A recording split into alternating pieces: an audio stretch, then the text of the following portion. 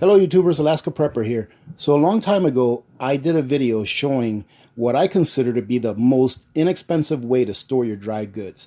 I ended up taking that video down because I honestly got tired of all of the complaints that I was taking too long to get to the point. I understand that I like to talk a lot. That's because I like to talk with you and not at you. However, I've received a few emails in the past months asking me about this exact issue.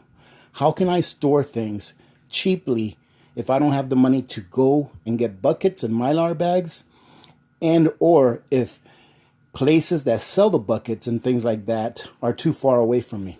So what I've decided to do is I'm going to attempt, now remember I said attempt, to recreate that video with something that I have to put away in storage. As you can see, here are some pinto beans in a very short time frame, and try to answer all of your questions at the same time. So welcome, stand by, and I'm going to show you what you need to do this, and I'm going to show you how I do it.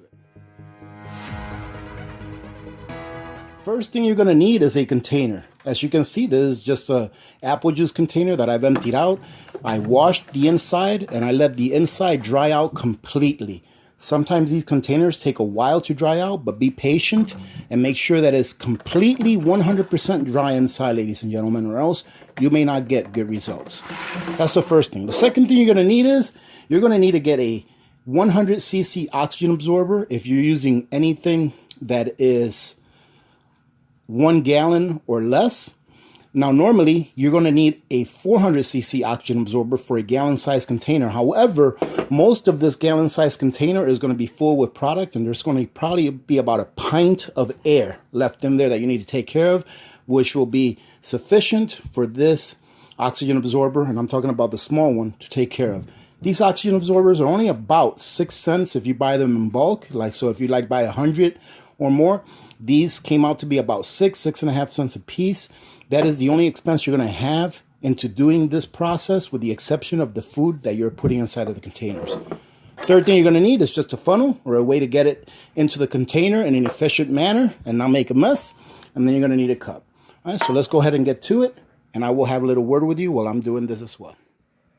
Ladies and gentlemen, just a few facts and a few things that I've learned over the years about oxygen absorbers. First one is the rule of thumbs for the size of oxygen absorber you want to use is 100 cc for every quart, or 400 cc for every gallon.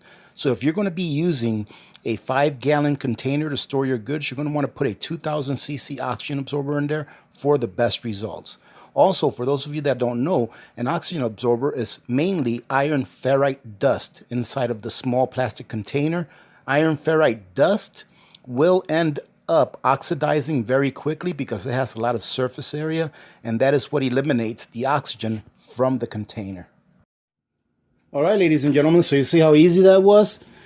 Now, all we need to do is grab one of our oxygen absorbers, put it in there, put the lid on really tight, and you're good to go.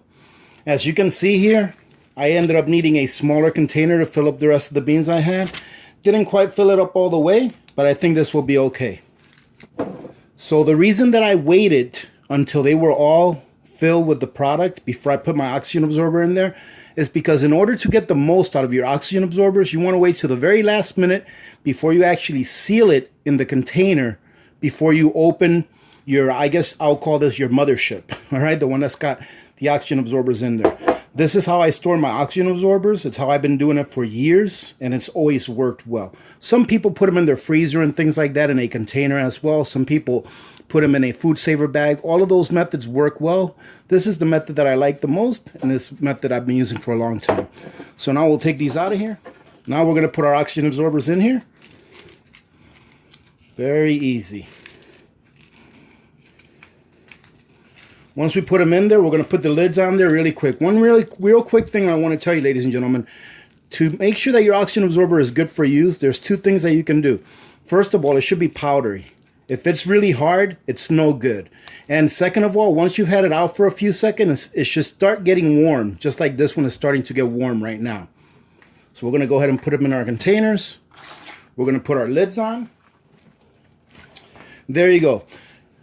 Now, what I do is, a few days after I do this process, I checked the containers. They should be sucked in just a little bit because of the lack of oxygen that is being taken away from the air that's inside the containers, okay?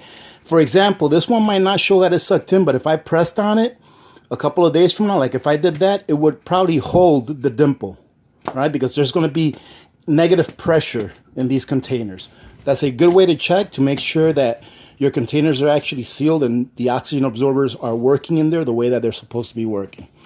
Ladies and gentlemen, that's it. I hope you got something out of this video. I hope that making it a lot shorter will help some people that maybe don't like longer videos to try this method. I think it's a great method. I've never had a problem with it. And it's extremely inexpensive because you're repurposing a container that you've already used, and your only purchase is an oxygen absorber that costs about 6.5, 7 cents maybe each. Now, every time that I put up a video like this where I showcase something, like for example, this oxygen absorber right here, people ask me, where do I get them? So what I'm going to start doing now is I'm going to start leaving a pinned comment with a direct link to that product. That way, if you do want to get it or you want to take a look at it, you can just click on it. It'll take you right to it. Having said that, ladies and gentlemen, I do hope that if you haven't tried this method, that you do try it.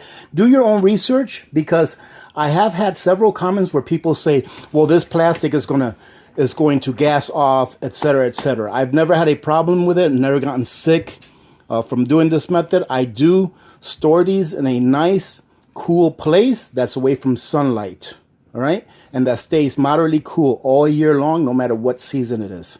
All right, ladies and gentlemen, remember to be good to each other. When good people do good things happen. Remember to reach one, teach one, and repeat. If we all did this, the world would be a better place.